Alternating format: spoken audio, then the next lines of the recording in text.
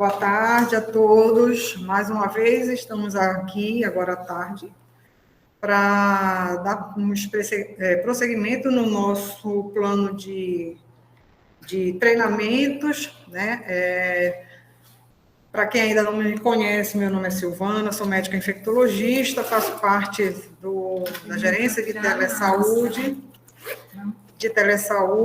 e nós estamos aqui no movimento de trazer algumas atualizações em relação ao tema sobre Covid-19 e, principalmente, orientar os nossos operadores em relação a alguns aspectos da doença, do acompanhamento clínico, do monitoramento, da notificação, né, principalmente nessa nova fase que nós estamos presenciando agora, que é a questão da nova onda, né, que já foi denominada como quarta onda.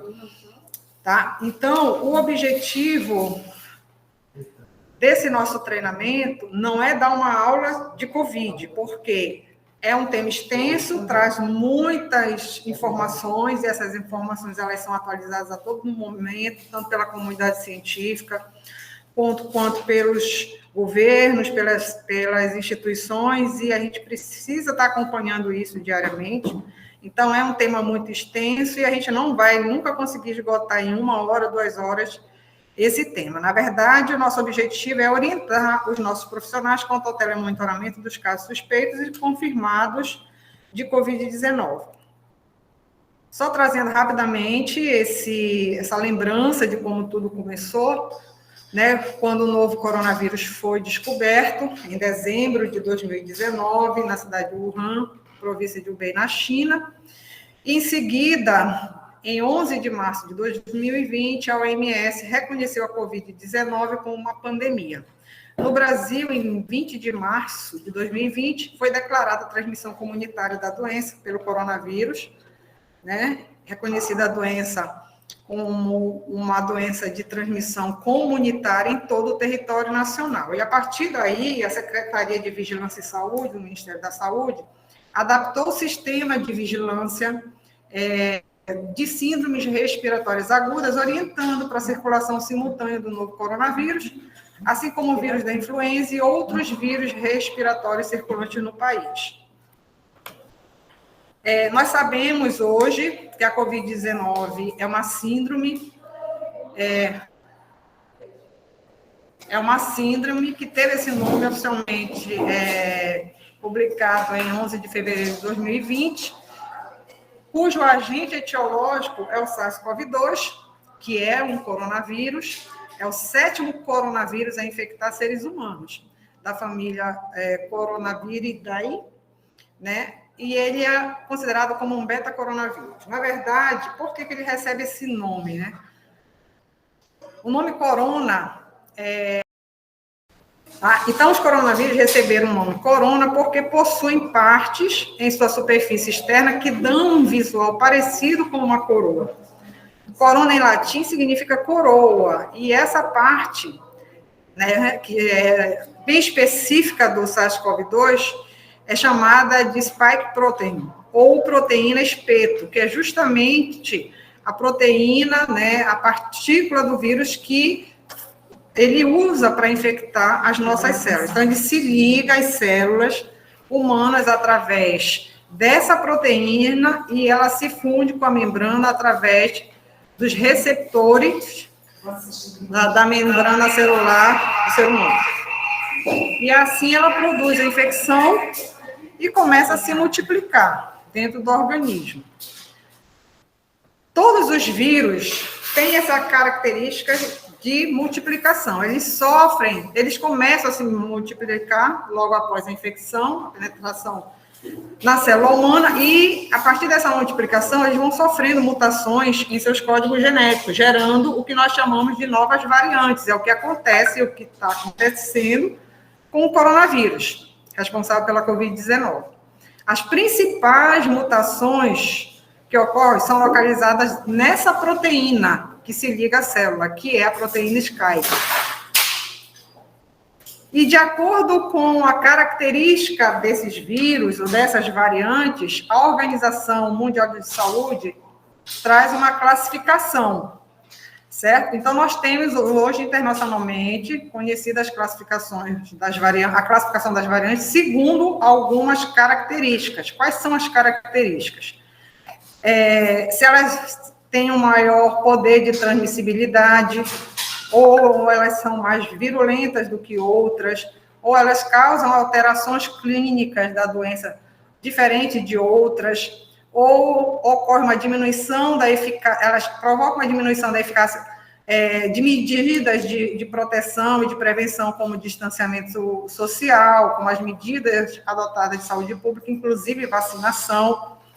E através dessas características é que elas são classificadas em variantes de preocupação, ou seja, aquelas que têm o maior poder de transmissibilidade, se propagam mais rapidamente, alteram a apresentação clínica, diminui a barreira de proteção que são adotadas pelas medidas de saúde pública ou através das medidas como vacinas e outras terapias disponíveis, elas são caracterizadas como variantes de preocupação. Nós temos hoje 5 que são bem reconhecidas, que estão em constante avaliação pelos órgãos internacionais ligados à saúde, à vigilância epidemiológica, que são a alfa, a beta, a gama, a delta e, mais recentemente, a ômicron.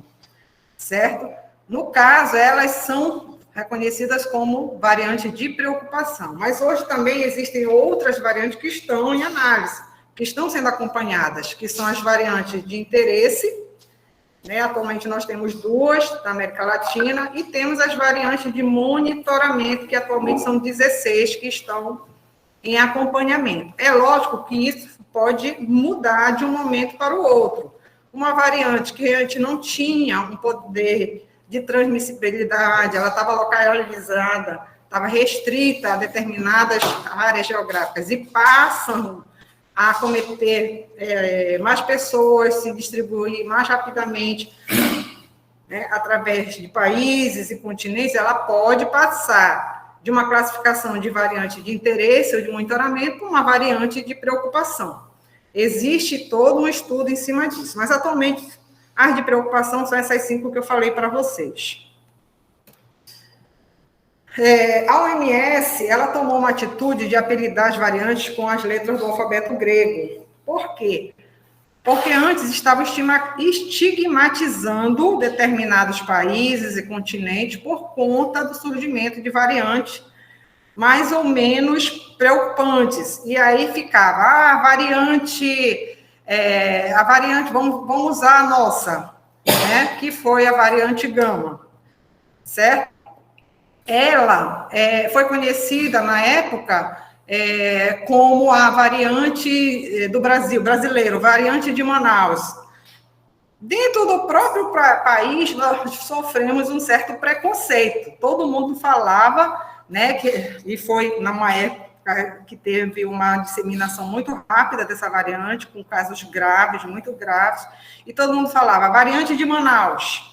Então, assim, para evitar esse tipo de preconceito, esse tipo de estigma, foi que a OMS tomou essa atitude de apelidar as variantes com as letras do alfabeto grego. Mas existem outras formas como é que a gente chama? De denominar essas variantes, digamos assim.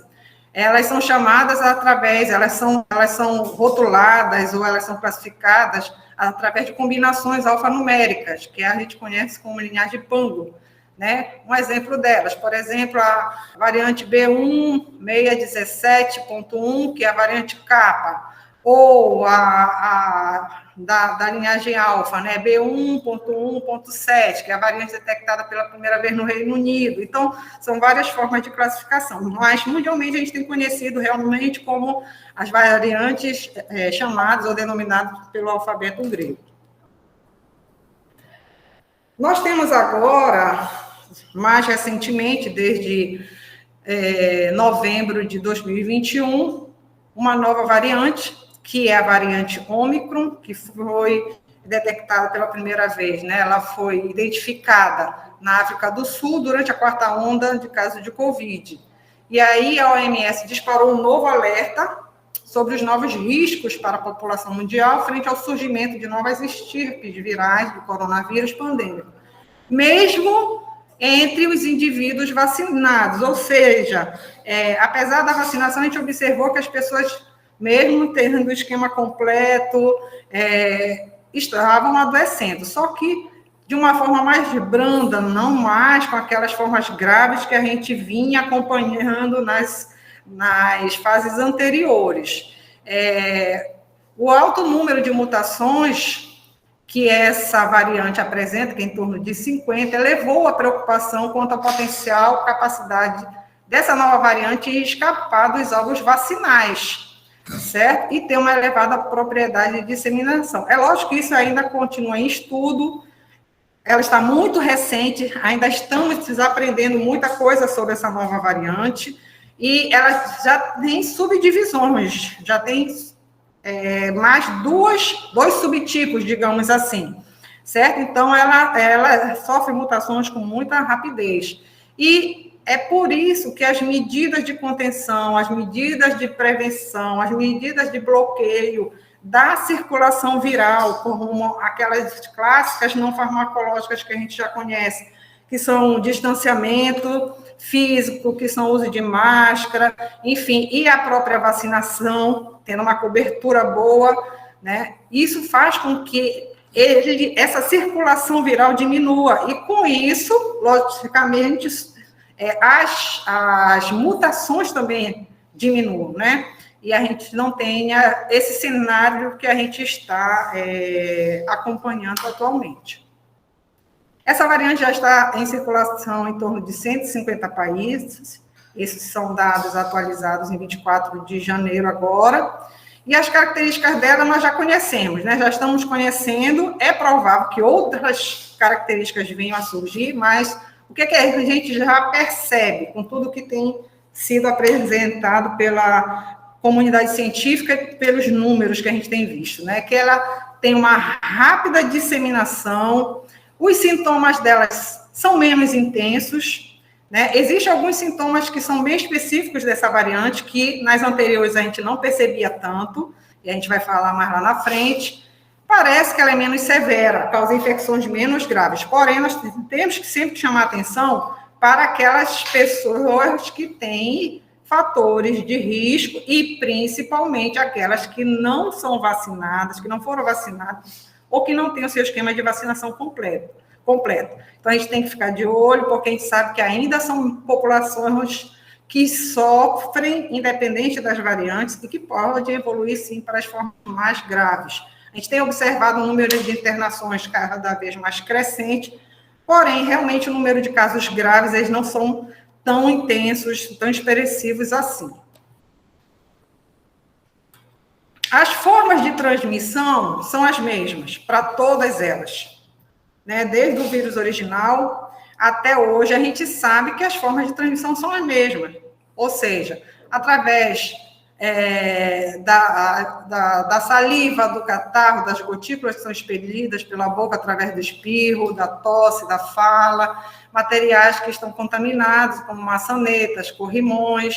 Então, a gente tem que ter um cuidado redobrado com a questão da higienização do ambiente, higienização das mãos, uso de máscara, manter distanciamento físico. E a gente sabe também que muitos pacientes, eles podem transmitir a doença ainda durante o período de incubação.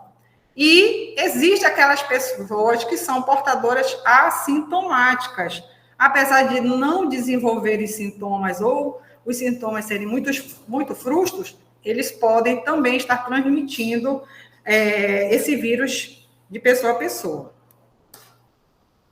Nós temos algumas apresentações clínicas, né? Bem, aquelas formas que a gente via no início, como perda ou diminuição do olfato, do paladar, dificuldade para respirar, casos graves de complicações pulmonares, ainda acontecem. O que a gente está observando aqui nessa nova variante que está circulando tem outros sintomas que antes a gente não via com tanta evidência e que hoje a gente está percebendo, por exemplo. O que chama muito atenção com essa nova forma de contaminação é a questão da dor de garganta. Isso tem sido muito marcante, todo mundo reclama da dor de garganta, às vezes não chega a ser uma dor, às vezes eles falam que está incomodando, que está arranhando a garganta. A dor de cabeça é uma dor de cabeça muito frequente, muito característica, as pessoas dizem que é uma dor tipo pressão. A dor no corpo, muitas vezes os pacientes têm chegado até nós com intensa dor muscular, inclusive nas articulações. A gente sabe que a gente está num momento sazonal em que a dengue, né, chikungunya e outras viroses que causam artralgia também estão presentes, então muitas vezes a gente confunde com outros quadros virais, né? E febre alta também, muitas pessoas apresentando no início da doença, no início da infecção, febre bastante alta. Mas, assim, o que tem chamado realmente muita atenção, dor de garganta, tosse seca, dor no corpo e dor de cabeça. Independente da variante, porque a gente sabe que a Ômicron hoje ela está com uma velocidade de transmissão muito alta, ela está circulando entre nós, mas a gente não pode esquecer também das outras variantes ainda. A gente não sabe exatamente como está essa distribuição.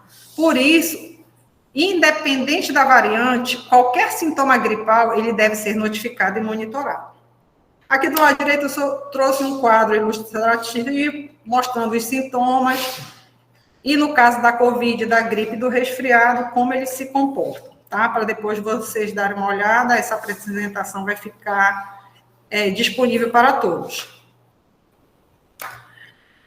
Os fatores de risco permanecem os mesmos, então, as pessoas idosas, acima de 60 anos, os tabagistas, os obesos, os hipertensos, os que têm doença pulmonar crônica, grave descompensada, os diabéticos, as gestantes, ainda fazem parte das pessoas com fator de risco para complicação pela Covid-19. Então, isso faz toda a diferença. E se essas pessoas não forem vacinadas, a gente já sabe estatisticamente que a vacina está fazendo diferencial na apresentação clínica e na evolução para a gravidade. Se essas pessoas, além desses fatores de risco, ainda não têm seu esquema completo, ainda não estão vacinadas, o risco ele é acrescido. E a gente tem que estar sempre nas nossas ligações, nas nossas orientações, fazendo esse levantamento e dando as devidas orientações. Em relação ao diagnóstico laboratorial, o que é que a gente tem de prático? O que a gente tem de disponível, né, pelo poder público e na rede privada? Bem, a gente sabe que ainda o padrão ouro no diagnóstico laboratorial da Covid-19 é o RT-PCR, tá? Realizado através da coleta de suave nasofaríngeo ou orofaríngeo, e que é um teste molecular que deve ser o melhor período, né, para a coleta entre o terceiro e o sétimo dia de início de sintomas. Isso não quer dizer que se você coletar antes ou depois, não funcione o teste. Pelo contrário, ele funciona muito bem, ele funciona inclusive para os assintomáticos. Porém, por uma questão de política pública, né, para a questão de custo-benefício, a gente sabe que na rede pública eles recomendam que seja coletado entre o terceiro e o sétimo dia de início de sintomas. Hoje já existe toda uma estratégia de testagem de pessoas, inclusive assintomáticas, que são contactantes de pessoas com diagnóstico de Covid, em que você pode coletar esse exame independente do período, né? Você pode coletar o exame para os pacientes assintomáticos, então isso varia. Porém, o melhor período mesmo é entre o terceiro e o sétimo dia do início de sintomas. Tem um outro teste molecular, que é o RT-LAMB, que funciona mais ou menos da mesma forma, que também é um teste molecular, deve ser coletado nos primeiros dias de sintomas, porém ele não está disponível na rede pública. E temos muito mais agora difundido a questão do teste rápido, pesquisa de antígeno. onde a coleta também é feita através do swab nasofaríngeo. E essa coleta, o melhor período é entre o 5º e o 7º dia do início de sintomas, preferencialmente no 4º ou no 5º dia. Mas também reforço que ele pode ser coletado antes, certo? A gente tem visto isso na nossa prática, pacientes que entraram em contato com a pessoa sabidamente positiva para a COVID, assintomática, né? Dependendo do período do contato, você faz o teste e ele dá positivo. É um excelente teste, inclusive. Os testes imunológicos, que são a sorologia, teste rápido, coletados através da punção digital ou do sangue total, eles são para a detecção de anticorpos. Eles, hoje, com a vacinação, eles não têm tanto valor quanto tinham antes, onde a vacinação ainda não estava preconizada, não estava implantada, na verdade. Então, hoje, como eles identificam os anticorpos, não adianta você fazer o teste para quem já é vacinado, para quem já teve Covid no passado, que já tem histórico de Covid, porque ele vai mostrar que a pessoa produziu anticorpo contra o coronavírus. E isso não vai significar que a pessoa esteja doente, sim, mas que ela entrou em contato.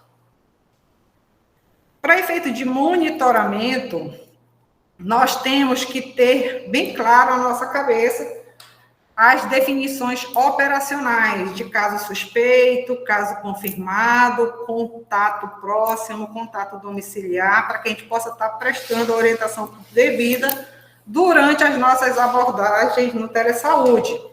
Todas essas definições e recomendações estão presentes no Guia de Vigilância Epidemiológica, que foi atualizado e publicado recentemente, agora em 2022.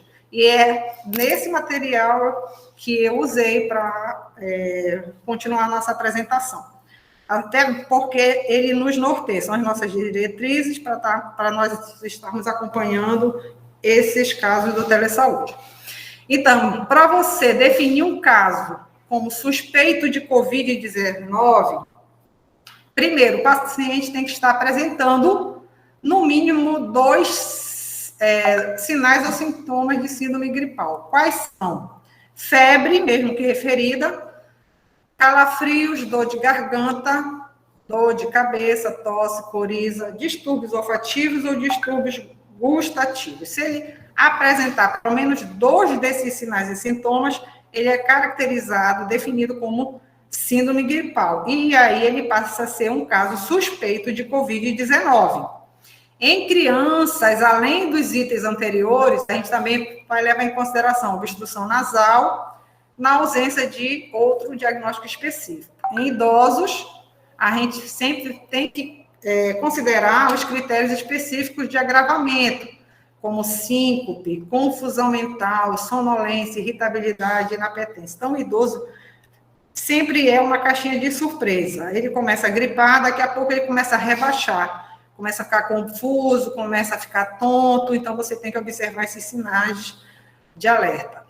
E na suspeita da Covid-19, a febre ela pode estar ausente.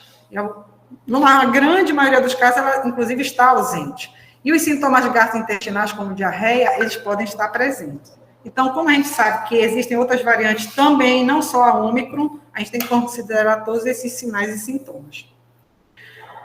E, lógico, aquele paciente que foi classificado como síndrome gripal e que começa a apresentar desconforto respiratório, falta de ar, pressão no peito, queda de saturação, cianose labial ou extremidade dos dedos, você tem que levar em consideração a possibilidade de estar evoluindo para uma síndrome respiratória aguda grave.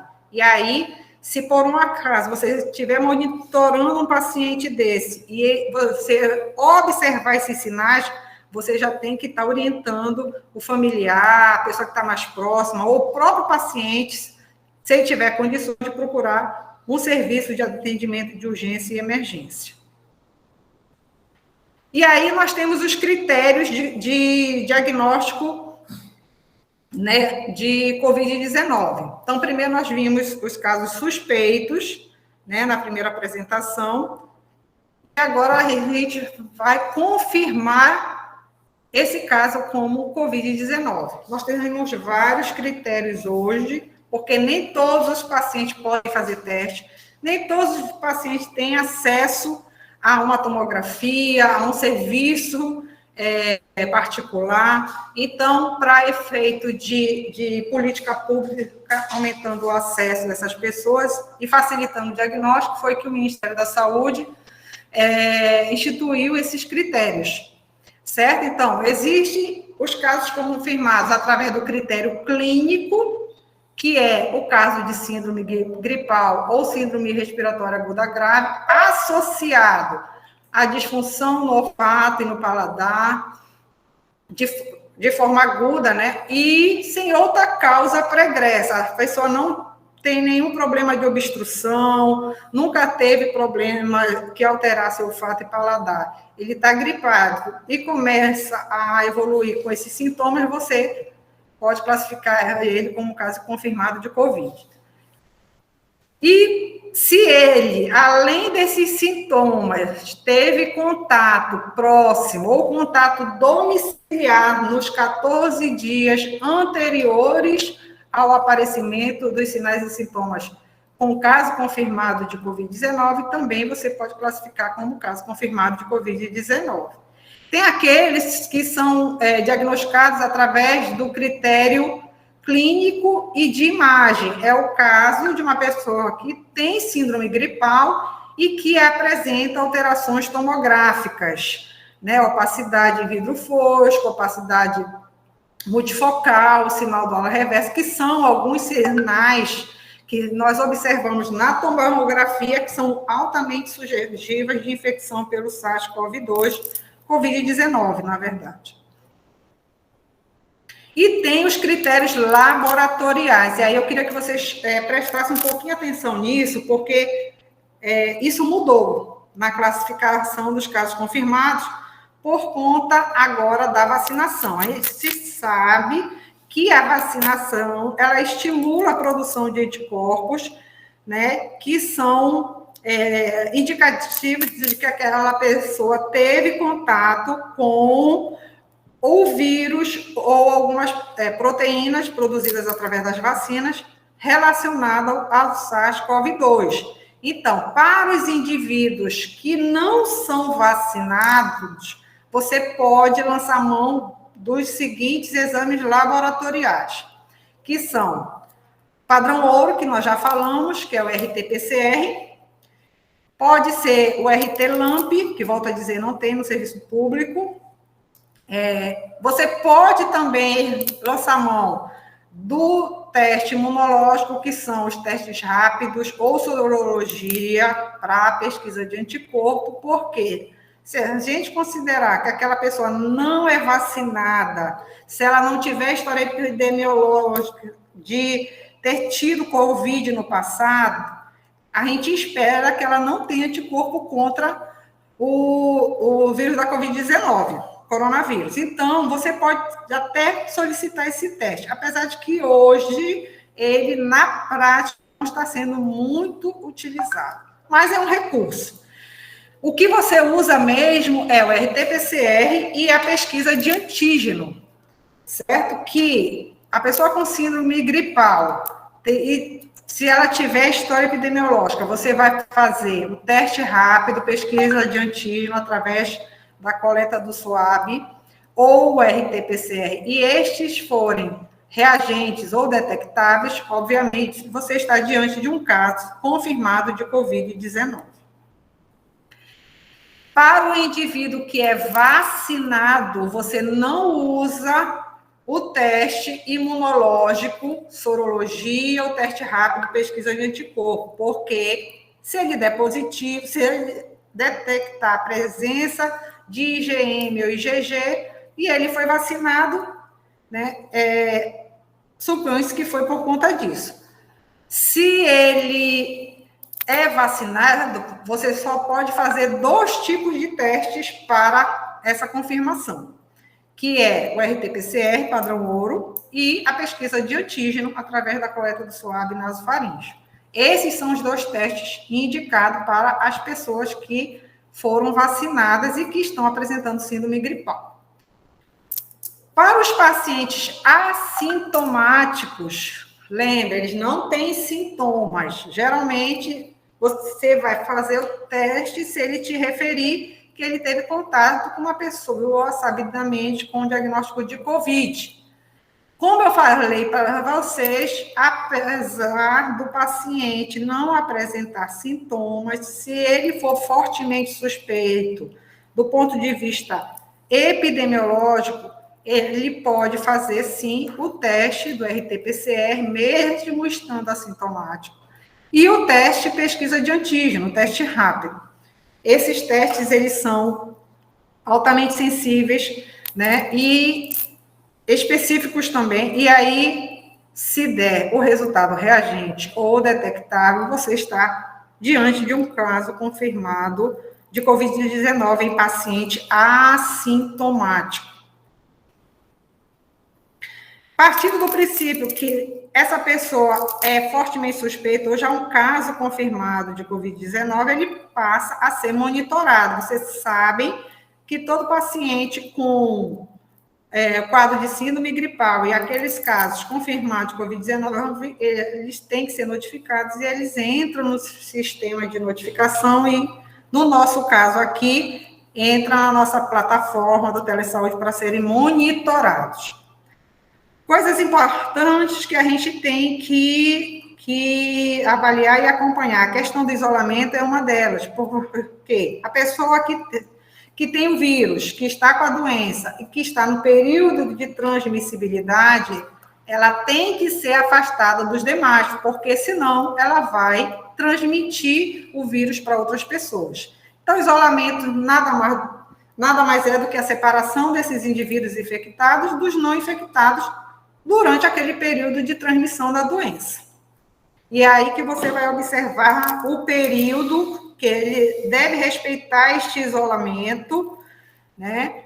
E a partir da nova diretriz do Ministério da Saúde, por quanto tempo ele deve ficar afastado. Nós temos um quadro aqui ilustrativo que eu trouxe para vocês, que está no guia de vigilância, e que ele dá um pouco desse norte, dessa luz em relação às orientações que vocês vão dar e observar em relação ao isolamento. Então, existem os isolamentos preconizados em 5 dias, 7 dias e 10 dias. Então, hoje, esse isolamento, ele circunda em torno do 5º ao 10º dia. E, no caso da variante Ômicron, a gente tem já alguns trabalhos surgindo que mostram que o tempo de eliminação do vírus, ou seja, de transmissão, ele tem sido encurtado. Para pacientes, casos leves e até moderados, esses testes têm mostrado que o período de transmissão ele está oscilando entre o 5º e o 7º dia, em algumas situações até 10 dias, mas fica entre o 5º e o 7º dia. Por isso que existe essa nova classificação de isolamento de 5 dias, de 7 dias e de 10 dias.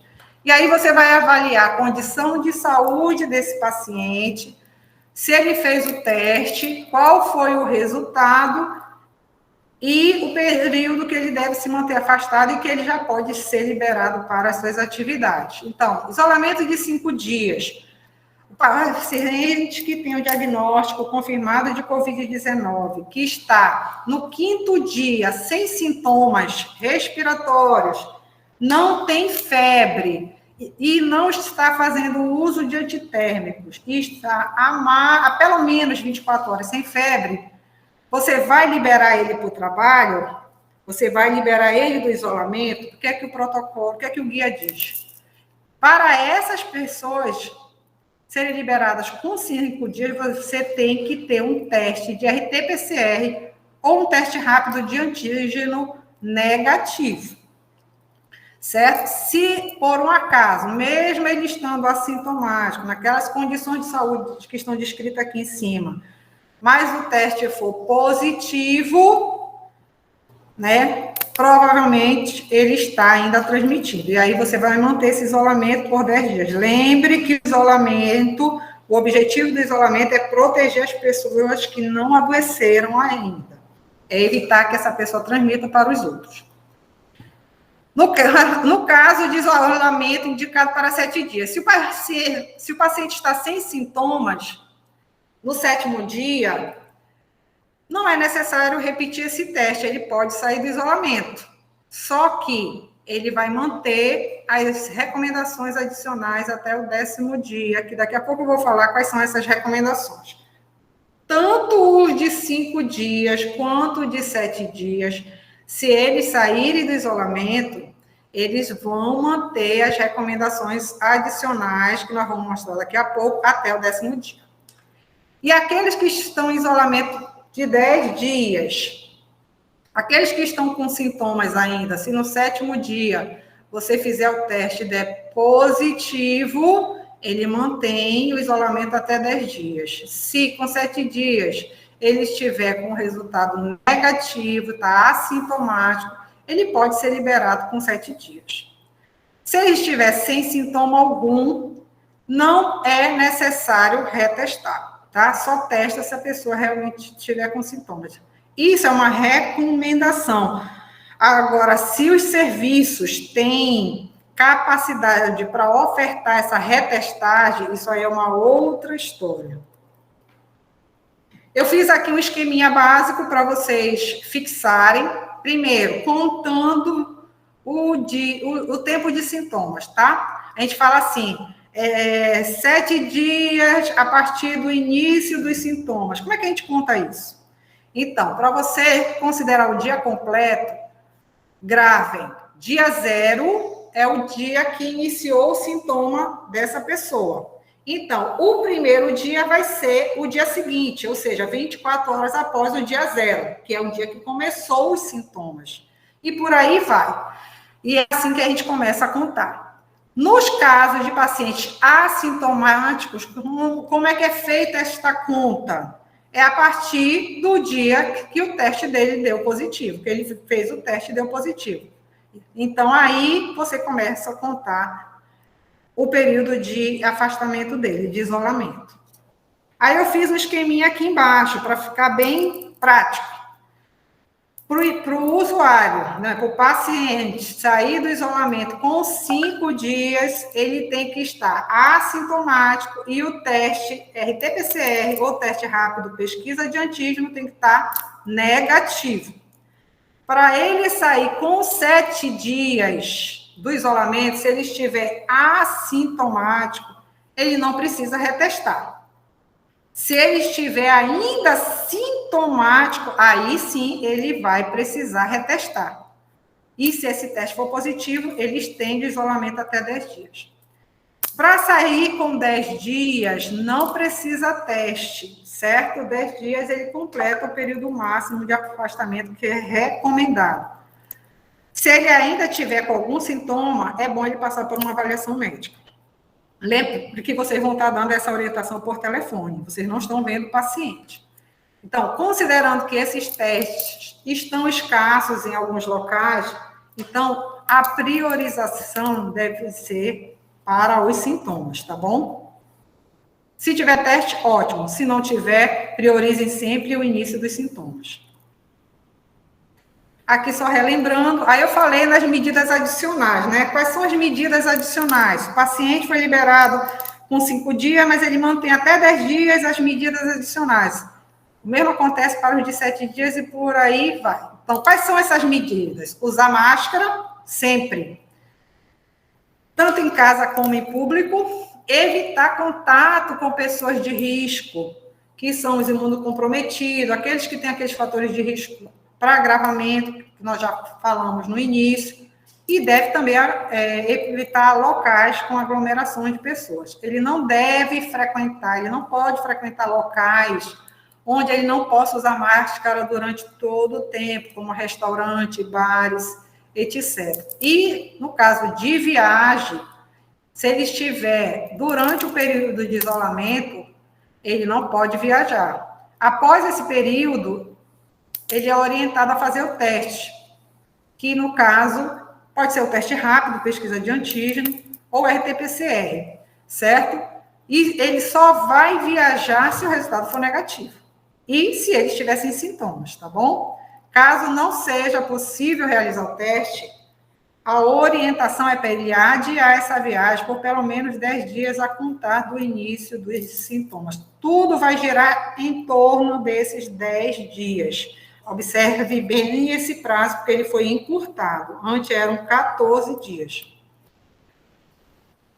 Isso tudo para os casos confirmados. Agora vamos ver os contatos, que é uma outra dificuldade que a gente tem de estar selecionando e orientando, né? Então, o que é que o guia de vigilância fala?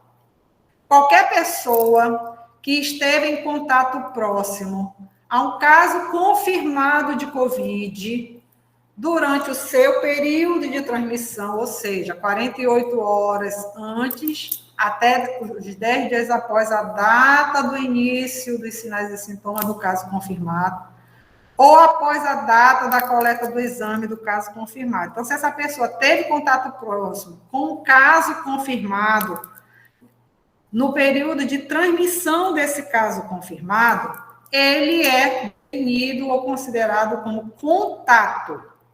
E para fim de vigilância, nós temos que rastrear esse contato, orientar quanto ao isolamento, monitorar este contato. Então, quem são essas pessoas que a gente vai rastrear? Aquelas que tiveram contato, né? São pessoas que estiveram a menos de 1 metro de distância, por um período mínimo de 15 minutos. Isso é difícil da gente mensurar, né? Mas o guia fala, a gente tem que orientar. Então, ele teve a menos de 1 metro de distância por um período mínimo de 15 minutos, com um caso confirmado, sem que os dois tenham utilizado máscara ou fizeram de forma inadequada. Se isso aconteceu, ele é considerado um contato próximo.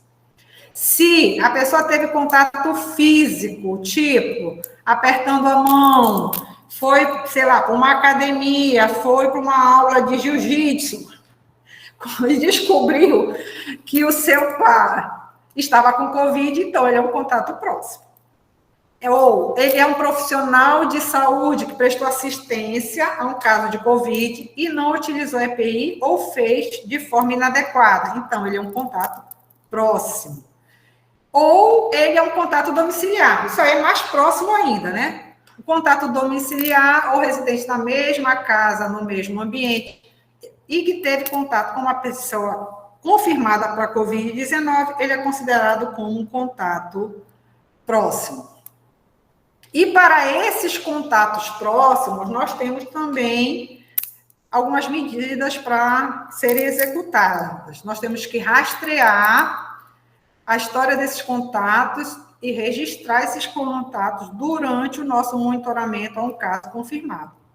Ou seja, você está atendendo caso suspeito de Covid-19, ou você identificou um caso confirmado de Covid-19, você vai rastrear todas as pessoas que tiveram contato próximo com ele, certo? Então, você entrevista o caso suspeito ou confirmado e tenta identificar quais foram os contatos próximos dele e orientar como não vai ser o monitoramento. Você vai listar esses contatos na notificação, o notifica, vai digitar as informações referentes a esses contatos, como o telefone, certo? E vai passar a monitorar esses contatos. Na prática, como é que a gente está fazendo? Você liga para o caso confirmado e procura ver quem são os contatos próximos dele. Aqueles contatos que estão previstos aqui nessa definição de contato. Tá? Geralmente, na prática, o que a gente identifica? São os contatos domiciliares e os contatos do trabalho. Então, você tenta ver quais são essas pessoas que tiveram contato próximo com o seu caso índice e passa a registrar o nome do contato, o telefone, e você passa a monitorar. Geralmente, a gente monitora da seguinte forma: a gente está acompanhando o paciente positivo, certo?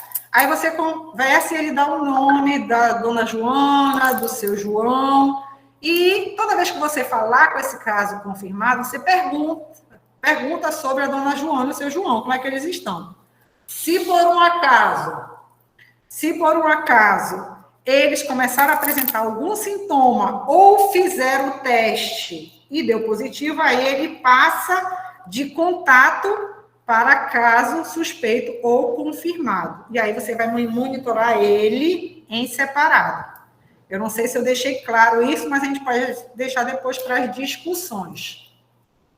Existe no guia o fluxograma para o monitoramento dos contatos e encerramento do caso, certo? É um gráfico que tem, eu gostaria que vocês dessem uma olhada no guia, certo? Para a gente não se delongar muito aqui, mas, em suma, é aquela situação. Você está monitorando o caso índice, que é o caso confirmado, você faz o rastreio dos contatos, principalmente dos contatos intradomiciliares e aqueles que fazem parte do seu laço mais próximo no trabalho, e se algum deles abrir algum sintoma ou testar positivo, aí você passa a monitorar essa pessoa já como um caso suspeito ou confirmado. Ele já não é mais só um contato, ou ele é um caso fortemente suspeito, ou ele é um caso confirmado. Nós sabemos que a Covid-19 era transmitida através daquelas formas que nós falamos lá, né? Através da tosse, do espirro da fala, sem uso de máscara, entrou em contato com aquela pessoa, ou você prestou assistência, ou você teve um contato próximo, físico, e você pode estar aquela pessoa pode estar transmitindo a doença para você. Conhecendo as formas de transmissão, a gente sabe como prevenir. Essas medidas elas já estão sendo massificadas desde o início da pandemia. Então, assim, é só reforçar a questão do distanciamento físico, evitar aglomeração, uso obrigatório de máscara facial. Lembrando que para os profissionais de saúde existem situações específicas em relação ao uso de EPIs, higienização constante das mãos, lavando com água e sabão, aplicando álcool em gel, nos procedimentos, principalmente em unidade de saúde, sempre, na medida do possível, usar máscara, e os EPIs que são indicados para aquele tipo de assistência. Quanto mais diretamente prestando assistência ao paciente com Covid, ou entrando em contato com secreções, principalmente de vias aéreas, você tem que usar os EPIs que são recomendados. Para o público em geral, uso de máscara sempre, distanciamento físico, higienização das mãos, isolamento das pessoas que foram confirmadas com Covid-19. Nós sabemos agora que nós estamos na fase de intensificação das vacinas, que é um excelente método de barreira, né, e de proteção da população. É uma medida individual e coletiva extremamente importante, e a gente sabe que só com o aumento dessa cobertura vacinal é que a gente vai conseguir realmente controlar essa doença, e a gente sabe, através dos números, que isso está acontecendo, principalmente agora nessa nova fase. As pessoas que são vacinadas, elas estão evoluindo com casos bem mais brandos, e a gente tem que reforçar sempre a necessidade da pessoa ser vacinada, e não só ser vacinada, ela completar o esquema preconizado pelo Programa Nacional de Imunização. Então, hoje nós já temos a primeira e segunda dose, dose de reforço, já tem quarta dose para algumas classes de populações, como idosos, imunossuprimidos. Aqui nesse quadro estão as vacinas que estão sendo utilizadas no Brasil, o laboratório que fabrica, a plataforma, a idade em que ela é indicada, a via de administração, número de doses e o intervalo entre essas doses. São várias vacinas, a gente não está aqui para falar sobre elas detalhadamente, mas sim para reforçar a importância do esquema vacinal completo da nossa população e da população mundial. Com isso, eu encerro essa aula, né? Na verdade, não é uma aula, é mais reforço em relação às orientações para que vocês se sintam mais seguros na hora de orientar os seus usuários. Eu fico à disposição, agradeço a disposição de vocês também para as perguntas que vocês quiserem fazer. Na medida do possível, a gente vai tirando as dúvidas. Obrigada.